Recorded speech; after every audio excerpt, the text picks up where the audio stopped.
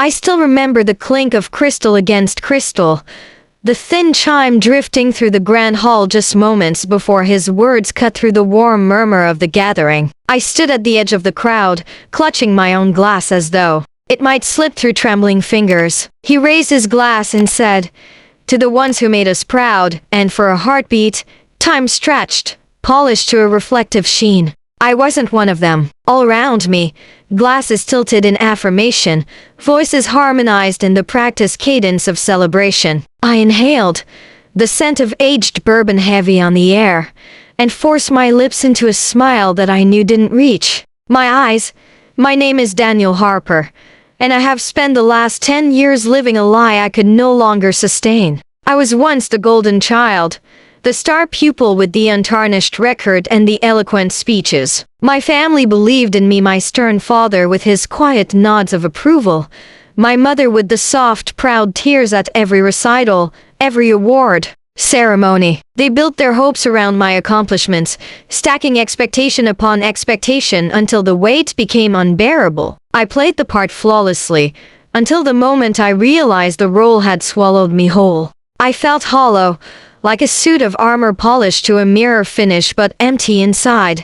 The gala was at the Fairmont Hotel, the kind of venue that smells of expensive carpet and ambition. Chandeliers draped the ceiling, their crystals catching the light in 1,000 prismatic shards. The guests wore tuxedos and gowns that cost more than my monthly rent. I had been invited as a former scholarship recipient. They hailed me as proof that their foundation's investment paid dividends. Yet here, I was unstable, frantic beneath the tailored jacket, haunted by errors they never knew. I took a step back when he spoke, shifting my weight. My glance swept the room, philanthropists in conversation, their laughter a practiced performance, socialites fluttering like butterflies sipping champagne, board members trading polite compliments. I felt like an intruder at my own charade. When the speech ended, applause erupted, and everyone turned their eyes to the stage. I measured the distance to the exit, calculating my escape, but I held my ground, telling myself I owed at least an appearance. I owed them closure.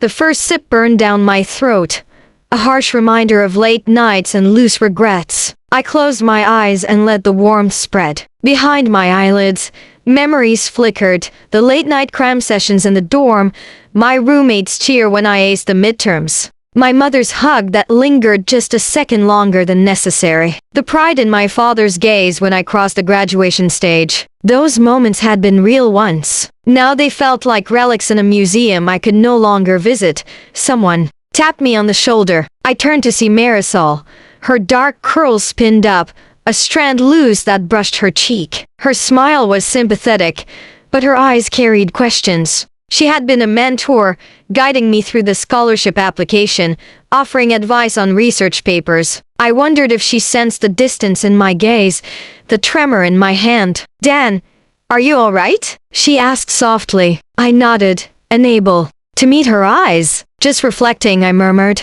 She reached out, touched my arm and squeezed. "You earned every bit of this," she said. I offered a shaky smile and excused myself.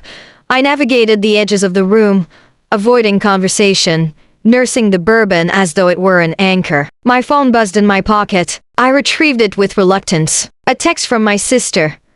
"Why aren't you here? Mom said you were bringing the trophy home." I paused, thumb hovering over the keyboard. I typed to reply. "Traffic is terrible. I'll be back soon." I stared at the promise, tasted its bitterness. There was no trophy. I had returned the award months ago, selling it for a fraction of its worth. I slipped into a corridor away from the din. The wallpaper was cream with gold damask, and the carpet muffled my footsteps. I leaned against the wall and let out a slow breath. The echo of applause drifted from the ballroom. "To the ones who made us proud." The words played on a loop, a twisted melody that pierced through my skin. Proud of what? I wondered. Proud of the lie? I remembered the day I confessed to my advisor that I had falsified data on that pivotal study. I had thought the error was minor, a small adjustment to fit the hypothesis. But in academia, integrity is the currency. The moment she discovered the discrepancy, I watched my future unravel. The scholarship was revoked. The papers I had published were retracted. Invitations to conferences ceased. I became a cautionary tale whispered in faculty lounges. My family never learned the full truth. They only saw the sudden halt in my success, chalked it up to temporary setbacks. I let them believe what they needed to believe. A cold breeze brushed the back of my neck, and I spotted a service exit door. My heart hammered. I contemplated leaving, disappearing into the night, untethered. But a pang of guilt anchored me. I had lied not only to them but to myself. I had pretended for so long that I was someone I had outgrown. The truth felt like an abyss, but I sensed it might also be the only path forward. I straightened my shoulders, squared my jaw, and slipped back toward the ballroom entrance. The door swung open, and I paused. The lights seemed harsher now, the air heavier. The guests continued their celebration, oblivious to the turmoil inside me. I swallowed hard and lifted my glass again, though now it felt empty. I stepped into the pool of light at the threshold. Silence hummed around me, a pregnant pause before confession. I lifted my gaze to where he stood on the dais, the foundation's chairman, beaming with pride. Visitors waited for his next words. I cleared my throat and spoke, voice steady. "I have something to confess," I said, and the room stilled. All eyes turned toward me, glasses frozen at mid-toast. The hum of conversation dissolved into expectant silence. My heart pounded, but I felt alive. For the first time in years, I was facing the truth. I wasn't one of the ones who made them proud, and it was time they knew why. I paused as the room held its breath, every eye unwavering on me. My palms were slick against the cool crystal of the glass I still held, though it felt heavier now, laden with the weight of confession. My voice trembled but did not break as I continued. I fabricated the results of my research, manipulated data until it fit the narrative I wanted it to tell. A hush fell, deeper than the earlier pause. The chairman's smile faltered. Chairs scraped as people shifted, uneasy. I swallowed past the lump in my throat. "I let ambition drown my integrity," I said. "I wasn't worthy of this honor. I am sorry." An uncomfortable rustle passed through the audience. Some faces registered shock, others pity, a few reflected anger. Marisol's eyes were wide with disbelief, as though she could not reconcile the young scholar she mentored with. The imposter confessing now. I watched a chairman step down from the dais, his tailored suit whispering against the marble. He approached, glass in hand, confusion and hurt etched on his features. He asked, "Daniel, is this true?" My heart pounded as I nodded, unable to find words beyond the truth already spoken. He returned the glass to his side and straightened his posture. "Then you leave us no choice," he said quietly, voice taut. "We must rescind your accolades and reimburse the foundation for all grants awarded." A murmur of agreement rose among the trustees. The air felt stifling. I braced myself for the worst. I had expected disdain, perhaps even anger, but what I felt then was something colder.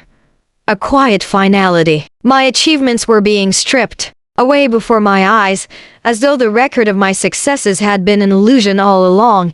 I raised my chin. "I understand," I said, voice steadier now. "Take everything if you must. It's only words and certificates. What I've taken from truth is far more." Marisol's lips trembled. Someone moved behind me and handed me a folded piece of paper, the original terms of the scholarship agreement. I glanced down to see the total funds specified, the detailed requirements of academic honesty. The figure was staggering. I looked back at the chairman. "Please proceed," I said. The chairman nodded once, curtly, and returned to the dais. A secretary began reading the formal revocation statement, the words echoing like a judge's sentencing. I watched as each accolade was systematically voided. My name was struck from plaques, my portrait removed from the gallery wall. As the secretary announced each revocation, I felt a knot in my chest loosen, replaced by a hollow calm. It was as though each revocation peeled away layers of deceit I had wrapped around myself. When the final statement concluded, the chairman gestured toward the door. "Your presence is no longer requested," he said. A dozen pairs of eyes tracked me as I walked across the hall, each step a liberation from the lie I had woven outside the ballroom. The corridor was quieter, the air cooler. I leaned against the wall, exhaling in a long, shuddering breath. My glass of bourbon remained untouched at the edge of a side table. Now irrelevant. I folded the scholarship agreement and tucked it into my jacket pocket as though burying a relic of a past life. The buzz of conversation receded behind the door, replaced by the distant hum of air conditioning and the soft thud of music from the ballroom speakers. I pulled out my phone and typed a message to my sister. "I need to talk." I pressed send before I could second-guess myself. For years I had hidden behind progress reports and recommendations, convinced that silence was safer than truth. Now I realized that honesty, though painful, was the only path to peace. I slid the phone back into my pocket and continued down the corridor until I reached a service elevator. The doors slid open, revealing stainless steel walls scuffed by luggage carts and deliveries. The elevator was empty. I stepped inside and pressed the ground floor button. The ding echoing in the small space, the descent felt slow. Each floor, a heartbeat. I closed my eyes and allowed images to drift. My mother's proud expression when I first received the scholarship letter, my father's rare, approving grin, Marisol's encouraging words on the night I defended my thesis. They all believed in me, invested in me. I had failed them by chasing recognition at the cost of truth. But I would make amends somehow. I would rebuild from the wreckage. The elevator stopped, doors sliding open to the lobby. The noise welled up again, footsteps, hushed conversations, the distant trill of a concierge call bell. I stepped out, breathing deeply, and made my way toward the revolving doors. A gust of warm night air welcomed me into the city street. The lobby's bright lights receded behind me as I approached the curb. Taxis idled, their engines purring. I crossed the street and walked under the glow of a street lamp, each step feeling lighter, as if with every footfall I left behind a piece of the lie. I reached into my pocket for the scholarship agreement and looked at it under the streetlight. The typed words stared back at me, final and unyielding. I balled it in my fist and dropped it into a storm drain grate, letting it slip through the bars. It was a symbolic act, but with it I released the burden I had carried too long. I stood there, watching the papers disappear into darkness, then turned toward home. My apartment was a 5-minute walk away. I passed shuttered shops and late-night diners with neon signs humming. When I reached my building, I punched in the code and climbed the stairs to my floor. Inside my apartment, the lights were off. I flicked on a single lamp by the door. The room smelled like stale air and old textbooks. I dropped my jacket on a chair and wandered to the window, looking out at the city skyline. Lights blinked in distant buildings. Somewhere in that vast grid of windows, people were living their truths, some humble, some grand. All real. I exhaled again, a breath I didn't know I'd been holding. I had no accolades now. No platform. But I had my integrity bruised though. I had the chance to start over. To earn trust through honesty rather than shadows. Tomorrow, I would call my family. I would tell them everything. Tonight, I would sit with the silence and let it settle around me like a cloak. I would let the truth, once confessed, guide me forward. And as I stood there, I realized that though I had lost the accolades, I had found something precious in their place. Myself. I woke before dawn, the room still wrapped in velvety darkness, my mind already racing with the day ahead. I lay in bed for a moment longer, listening to the steady hum of the city beyond the window and feeling the quiet promise of a fresh start. The sting of last night's confession still lingered in my chest, but it was tempered by a newfound clarity. I swung my legs over the edge of the bed and planted my feet on the hardwood floor. I rose and moved to the small kitchen, where I brewed black coffee and stared out at the awakening skyline, reminding myself that honesty would be my guiding principle from this moment forward. I dialed my mother's number with trembling fingers, heart pounding as the line rang. She answered on the second ring, her voice warm but tinged with concern. I heard her ask if I was okay before I gathered the courage to speak. I told her everything about the fabricated data, the scholarship revocation, the speech at the gala. Her silence stretched across the line, heavy with honest questions. When she finally spoke, her voice cracked with emotion. She said she was proud that I told the truth, that none of us are defined only by our achievements but also by how we rise from our failures. A single tear rolled down my cheek as I whispered thank you. After hanging up, I summoned the courage to call my father. I expected anger, perhaps disappointment too heavy to bear. His voice was cautious when he answered, each syllable measured. I confessed as I had to my mother, no euphemisms, no minimizing the consequences. There was a long pause, and for a moment I feared the worst. Then he sighed, the sound of a man wrestling with his own pride and love for his son. He told me that he had always admired my drive, but more than anything he wanted honesty between us. He said mistakes are part of life and that he stood by me, not because of trophies but because I was his son. Relief washed through me like a tide. Next I messaged my sister, inviting her over for coffee. When she arrived, her eyes were red-rimmed but curious. I led her to the table and apologized for hiding the truth. She listened quietly, tears falling as I described how I had sold the trophy and lived in fear of being discovered. She reached across the table, squeezed my hand, and told me she loved me regardless of any award or accolade. We sat in comfortable silence, two siblings connected by something deeper than achievement. In that moment I realized that pride earned through deceit could never match the authenticity of familial support. Mid-morning, I called Marisol. I found her in her campus office, surrounded by stacks of journals and papers. She answered on speaker as I stood on the sidewalk, sunlight warming my back. I thanked her for the guidance she had once offered and apologized for betraying her trust. Her response was measured but kind. She said that mentorship is about growth, not perfection, and that she believed in my capacity for redemption. She offered to help me identify new opportunities, positions in industry, community projects, nonprofit organizations where integrity mattered more than publication records. Her belief felt like a lifeline.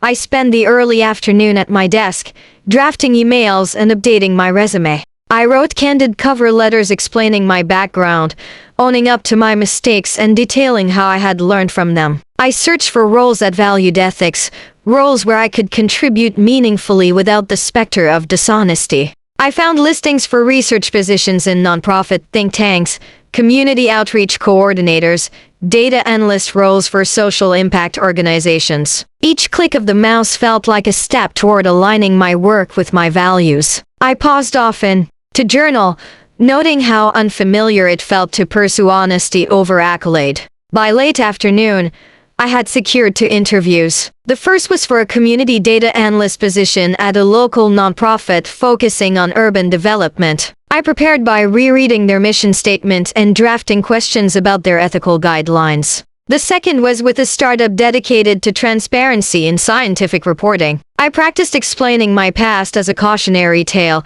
emphasizing the reforms I had implemented in my own process, double-checking results, collaborating with peers as accountability partners, inviting open review. Each time I recited my story, the knot in my stomach loosened a bit. That evening I attended a small community gathering where I had volunteered to speak about research ethics. The room was modest, 50 chairs, a makeshift podium, a handful of curious students and local professionals. I was nervous but grounded in purpose. I spoke candidly about my experience, the moment I chose confession over concealment, and the lessons learned. Afterward, people approached me with thoughtful questions, sharing their own ethical dilemmas. I realized that my story could serve a greater good, guiding others through minefields I had once traversed alone. As night fell, I returned to my apartment, tired but hopeful. I checked my inbox to find invitations to interview and notes of appreciation for my honesty. One email thanked me for my transparency and offered a remote consulting opportunity to help nonprofits establish data integrity protocols. Another extended an invitation to a panel discussion on academic ethics. I sat on my couch, coffee in hand, reflecting on how far I had come. The accolades I once craved felt hollow now, eclipsed by the prospect of work built on trust and genuine contribution.